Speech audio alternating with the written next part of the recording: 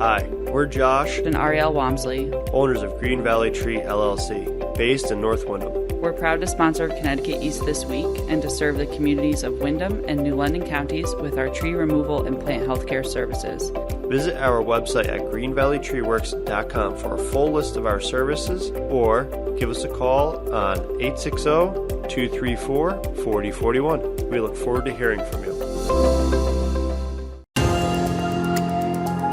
It's Veterans Day weekend as we honor and celebrate the nation's veterans for their service. We talk to Vietnam veteran turned author Ron Farina about his experiences and the books he's written about his fellow veterans. Plus, we take a look at other stories making the headlines from around the region. This is Connecticut East This Week.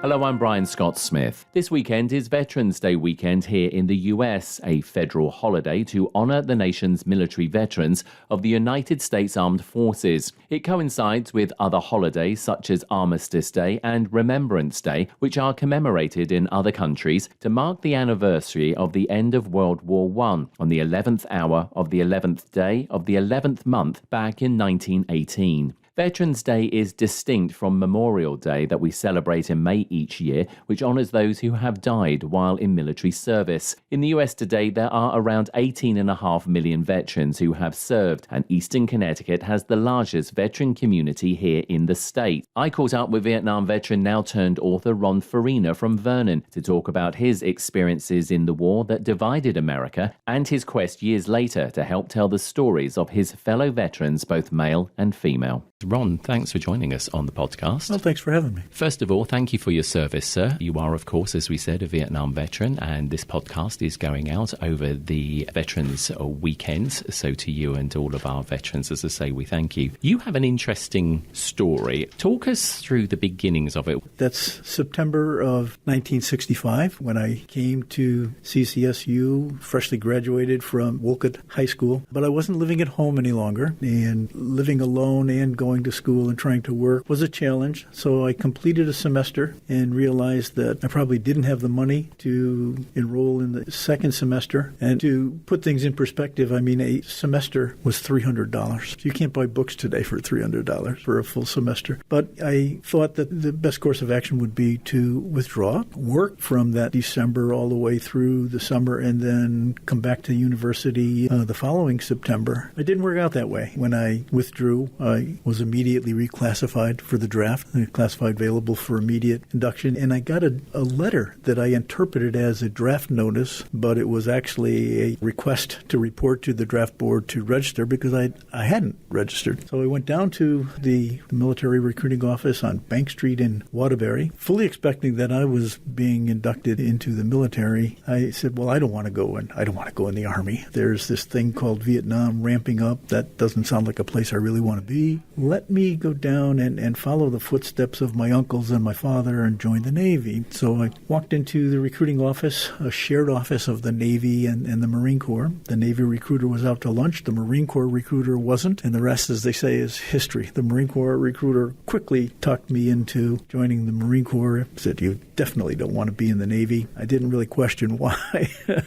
But he was quite convincing. I think classic image of a young man's version of what a Marine is, with the dress blue trousers on and the red stripe, and it's like, oh my. He filled my head with this vision of what's called an aviation guarantee. So you won't be in the infantry, you won't carry a rifle, you'll never wind up in Vietnam. Not with an aviation guarantee, you'll wind up maybe working on airplanes or flying in them. Or, hey, sounds great. And of course, that following September, I was in Vietnam. Talk to us about that, because Vietnam, even now, although Vietnam veterans are finally getting the recognition that they fully deserve for their involvement in that 8-year war, how did you feel and how was it? We see images, we know it wasn't a pleasant place by any stretch of the imagination for everybody involved, but you suddenly found yourself there as an 18, 19-year-old young man thrust into this strange world. Bombs, bullets and everything flying left, right and centre. Talk us through that time in your life. You know, in boot camp, which is a whole different story, boot camp wasn't pleasant.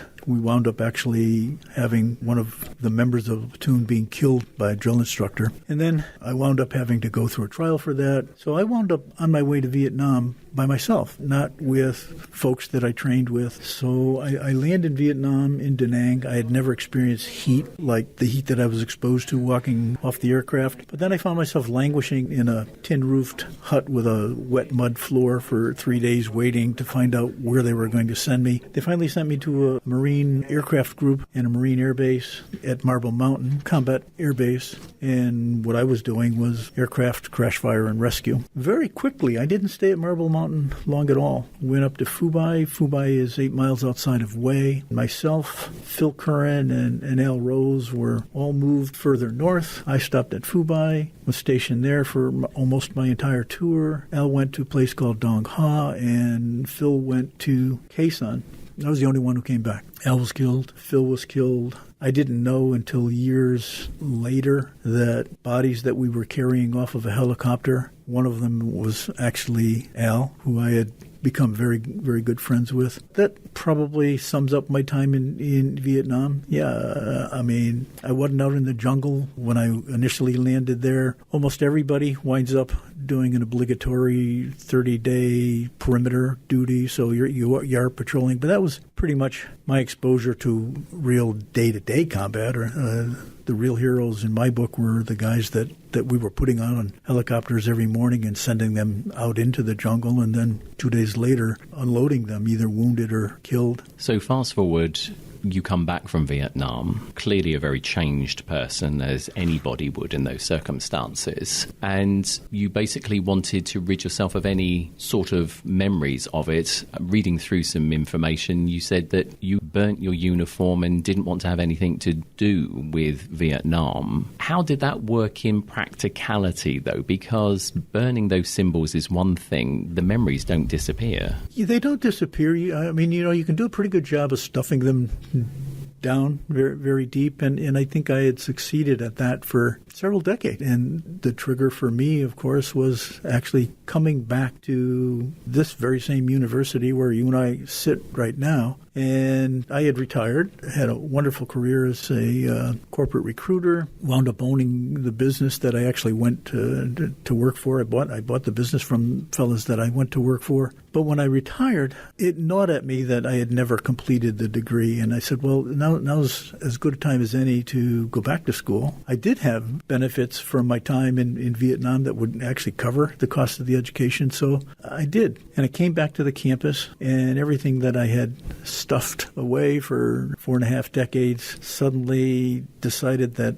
no longer was going to remain where I thought it should. And I visited the Veterans Center to check in and make sure that I was going to get all my veteran benefits and my tuition would be covered. And there was one document that I had to drop off at admissions. I found myself in the admissions room, which was the very same room that I had last been in 4.5 decades earlier. And that was the trigger for memories of Vietnam and flashbacks. I actually wound up outside on a park bench sobbing with the memories of Vietnam and reliving Al's death and Phil's death. Phil was quite a guy. Phil was under 5 feet and needed a congressional waiver to join the military. And Phil he only had a couple of weeks left in Vietnam. He had come back from Khe Sanh, which was the worst place you possibly could be, back down to Marble Mountain where we all started. And Marble was supposed to be the safest place. The night that Phil came back there, we were rocketed, and Phil lost his life that night. So all those things that I had done my best to squash wouldn't remain silent anymore after I came back to campus. And that started a whole new life for me, I think, really. You know, when you're in the middle of a war, you don't know as much about it as you probably should. And after sitting there realizing that, no, I wasn't going to be able to forget my time in Vietnam, I wanted to know more about it. And I began studying more about it, how we got there, formed my own opinion on whether or not we should have been there. I don't think we should, but that's another story. And in school, I had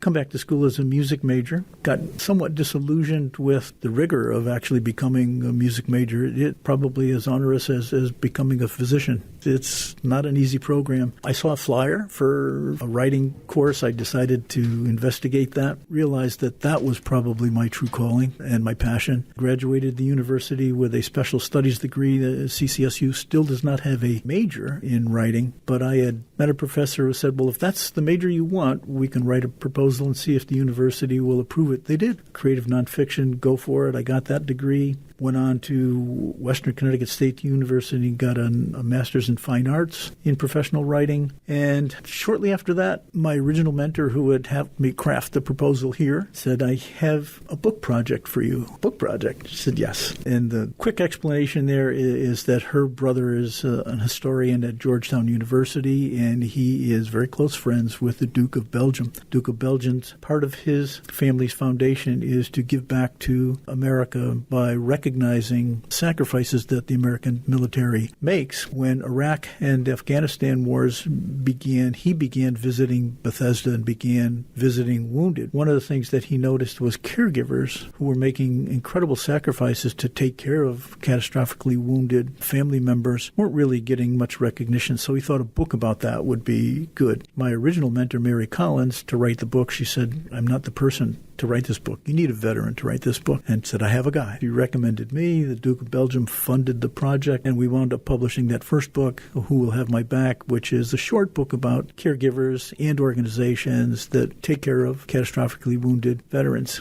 How challenging was it to write any of these books? Because they're intense books. We're talking about people's very, very personal stories. And not only people's personal stories, but of course your own memories as well, weaved into these things somewhere. How much of a challenge was it, particularly this first book? In the first book, I infused more of myself in it, which, looking back now, I might have written it a bit differently. But the first book, the challenge was in finding people that, first of all, were willing to talk about their experiences. When you ask them to talk about it, you're asking them to revisit pain, trauma, them to open themselves up to the public, potentially even to some criticism. There are issues of some information being classified that you've got to make certain you're not putting into a book. We found 5 or 6 people and organizations that were really willing to tell their stories, and we spent hours with them. I traveled the country, spent 3 to 5 days with each one of the subjects in the book, and really true immersive journalism, especially the stories about the amputee clinic out in Colorado, following one of the chief physical therapist around for 3 days, watching him work with amputees and going into the prosthetics lab and seeing how they were made, and wounded veterans with limb loss were really experiencing. That was eye-opening to me, something that most people never fully understand. With that experience, can understand it as best as anyone who hasn't actually lost a limb could. I was excited about getting that story told in the book as well. Talk to us briefly about Out of the Shadows, because that was the second book. What was that concentrating on, and how did that come about? Well, Out of the Shadows came about just one very benign comment from someone who had read the first book, Who Will Have My Back. Said, great book, maybe a little too short, and you don't talk about women much in the book, and you do know women serve. And I said, well, of course I know women serve. I hadn't thought about writing about them, but why not? Let's write about women. We should write maybe what you perceive as a wrong, and instead of this book just being a one-off, I went back to the Duke with a proposal to write a second book, which was Out of the Shadows, Voices of American Women Soldiers. And the thought was that this book would be about catastrophically wounded women soldiers who had served in Iraq and Afghanistan, and really to bring their service out of the shadows, because they do serve in the shadows of men. And up until 2013, women weren't allowed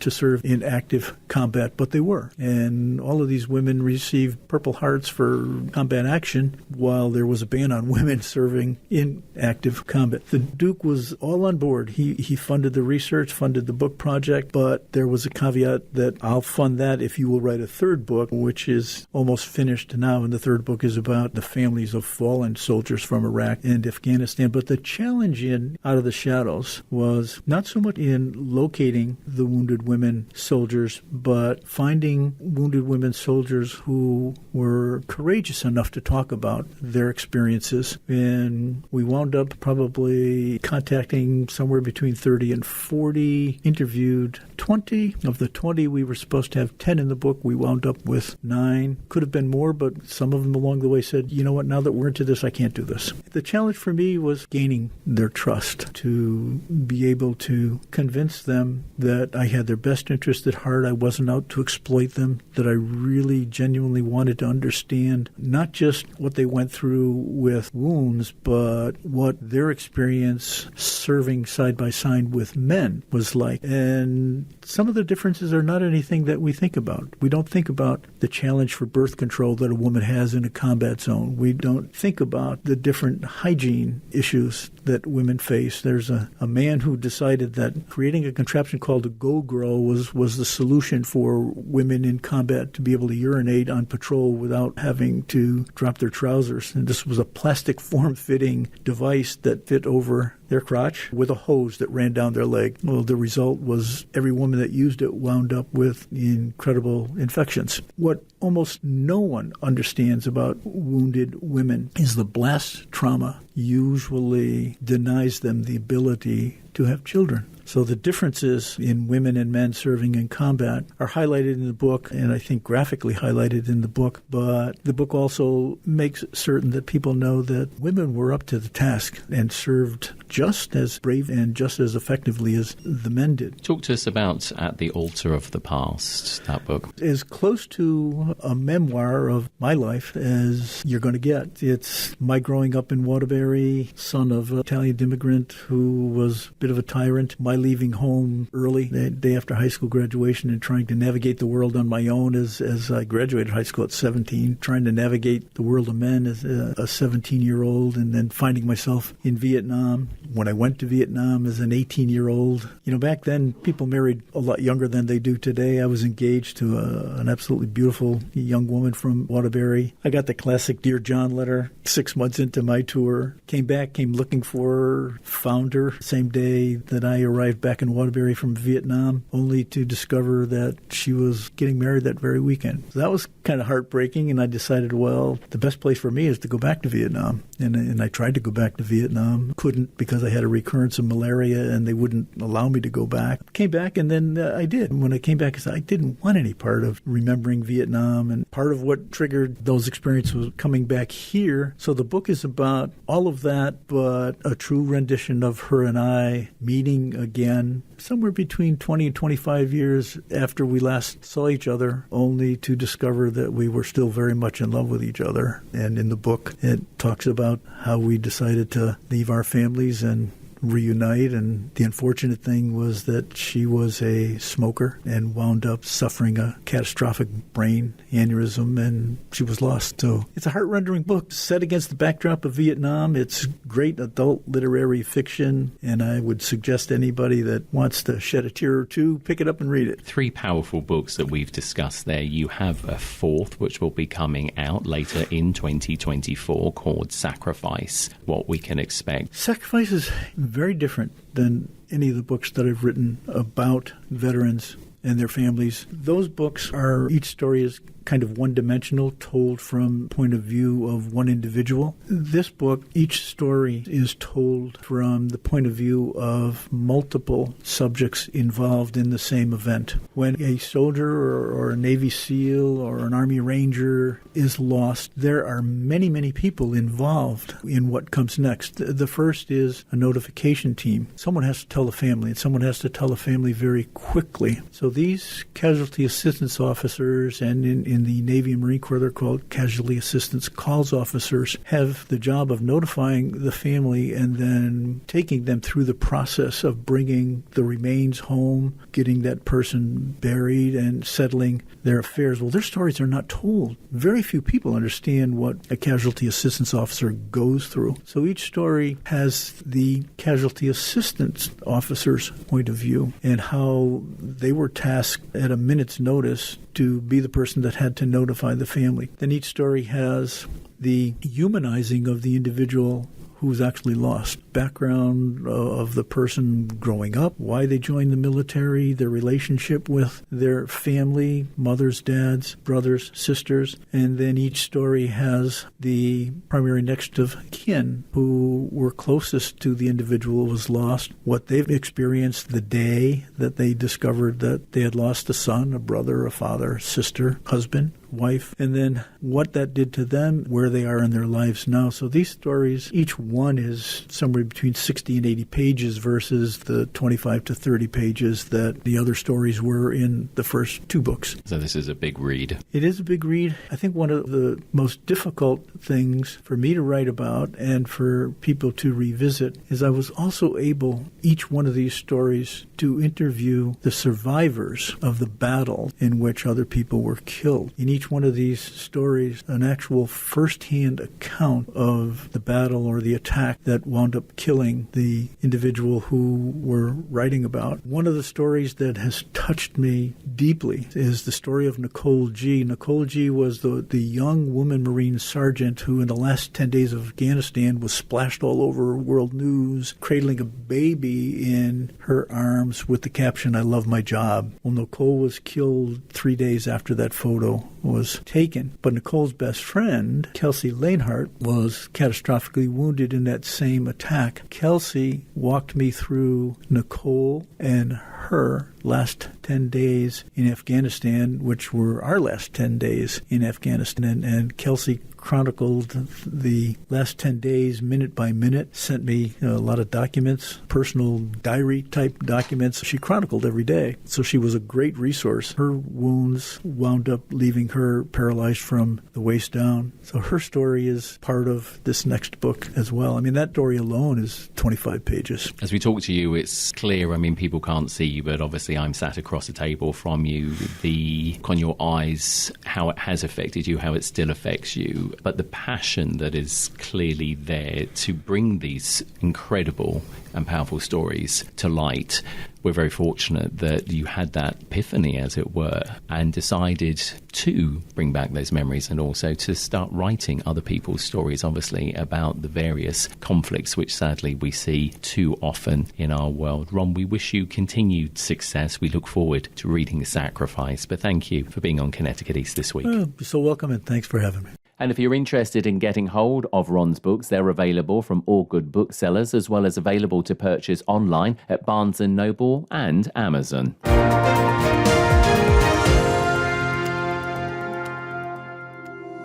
It's hurricane season, and your trees can be damaged by high winds. Green Valley Tree has you covered with our emergency tree service outside of our regular business hours. We offer emergency tree service by bucket, crane, and climbing for residential, commercial, and even municipalities across eastern Connecticut. From full tree removals, uprooted or broken trees, to broken, hung up, or fractured tree limbs. Call our emergency hotline on 860-966-5710 or visit our website at greenvalleytreeworks.com. You know you don't have to wear your PT gear anymore, right? It's comfortable. So how's civilian life treating you? It's fine. When I got out, I didn't want to admit that there was anything wrong because I felt like a failure.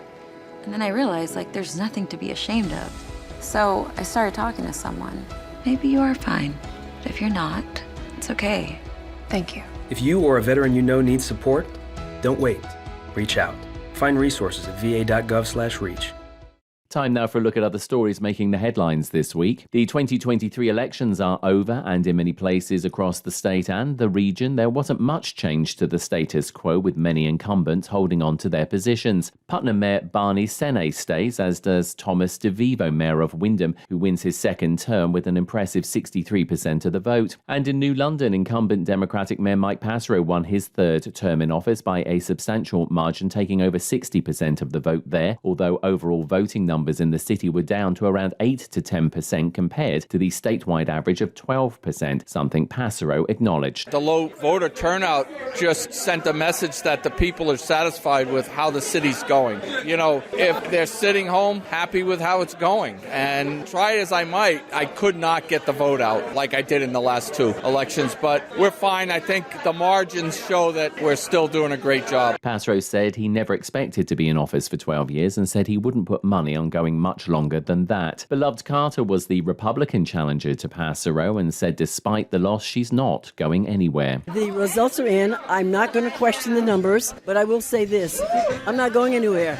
They got the vote, and they're going to work for it because we're going to be at every city council meeting, and we're going to hold their feet to the fire. They have the trust of this community, and now they're going to prove that they deserve to be in that seat that they're in. And Leon Richard Long was the New London Green Party candidate and said, unfortunately, tradition and who you're used to goes a long way in the city. In New London, more than 80% of our registered voters stay home. That's definitely voter apathy. That's definitely a circumstance where the people who are asked to make change say, what's the point? We know what we're going to get. Voter apathy is real, and it has plagued New London for a long time. And New London has become the third location in the eastern part of the state to open a social equity-owned cannabis retail store. Hire Collective is an organisation that collaborates with each of its local partners to bring a more equitable future to the cannabis industry in the state by shared ownership with them. Tori Garrett is the social equity owner of the new Hire Collective store in New London and said her personal story and journey to become a store owner comes from the recent passing of her daughter 6 months ago. She was a medical cannabis customer and she had epilepsy as well as a lot of other diagnosis, but seeing what cannabis did for her to reduce her seizures, to give her comfort, to be able to relax her muscles in her body, I was just absolutely blown away. When cannabis became legal in Connecticut, I just thought it would be a great field to get into. Patrick Johnson is the founder of Hire Collective and said this type of business model is essential if the cannabis industry is to evolve and grow. The fact that in Connecticut we will be able to stand up 10 social equity-owned businesses, that will probably be more than any company in the America has done in the cannabis space. And this is, me and my small team who's been able to stand up 10 social equity-owned businesses, which is incredible. And obviously that wouldn't have happened unless the state supports it, but that is probably the one thing I'm the most proud of. The new stores are adult use only, meaning they do not serve medical marijuana clients, and all customers must be 21 years or older to shop there. Hire Collective is looking to open its fourth store in Hartford around Thanksgiving, with plans for another 4 stores in 2024. It already has stores open in Killingly and Willington. And 6 Connecticut military veterans whose cremated remains have never been claimed, one for almost 50 years, were honoured recently with a full military funeral. The event was co-hosted by the Connecticut Department of Veterans Affairs and the Connecticut Funeral Directors Association, who helped identify the unclaimed remains at funeral homes across the state. Governor Lamont, local dignitaries and military veterans were in attendance, along with the Lieutenant Governor, who explained why ceremonies like these now exist. In 2009, Connecticut became the first state in the country to establish new protocols to identify unclaimed cremated remains of our veterans in funeral homes. And today, we mark the 9th ceremony of its kind since then that all of our veterans get full military honors. Ron Welch is the Commissioner of the Department of Veterans Affairs and explained the role of his agency and how important events like these are. At the Connecticut Department of Veterans Affairs, we have 4 core missions: residential services, skilled nursing facility, advocacy and assistance, and cemetery memorial services. How we remember and honor the dead is more important than the other 3 missions. Local firefighters supplied a giant American flag for the event, and members of the Connecticut Patriot Guard Riders served as flag bearers as Greg Barrett, state captain of the Patriot Guard Riders, explained their role. It is an all-volunteer organization. There is a chapter in every state. You do not have to be a veteran, so we have people from all walks of life, people that come out, and we support veterans by holding flags and providing the escorts. We do approximately 300 events a year. They're not all funerals, so we have some welcome homes, some send-offs, other things like that. So anybody can join the Patriot Guard Riders. It's a non-denominational group, and we're here to support veterans, first responders, and their families. The 6 veterans served from World War II up to the Vietnam War, and 4 came from the Army, 1 from the Air Force, and 1 from the Navy. 2 of the veterans were husband and wife. The ceremony was held at the Middletown State Veterans Cemetery.